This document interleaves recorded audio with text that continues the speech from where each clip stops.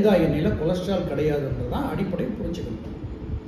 அப்புறம் தேங்காய் எண்ணெயில் முக்கியமாக இருக்கிறது என்னென்னா ஃப்ளேவனாய்ட்ஸ், ஃபீனால்ஸ், இந்த மாதிரி சில முக்கியமான ஆன்டி ஆக்சிடென்ட்ஸ் இருக்குது.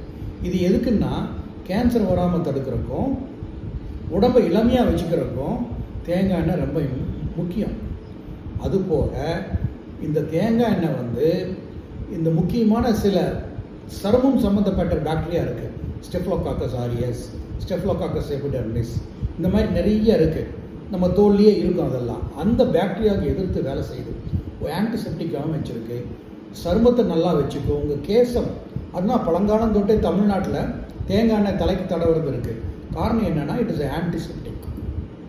இவ்வளோ பயன்பாடு இருக்கும்போது தேங்காய் எண்ணெய் வேண்டாம்னு சொல்கிறது ஒரு நியாயமே கிடையாது. அது மட்டும் இல்லை, தேங்காயில் அதிகமாக மீடியம் செயின் ஃபேட்டி ஆசிட்ஸ்னு ஒரு காம்பனண்ட் இருக்குது.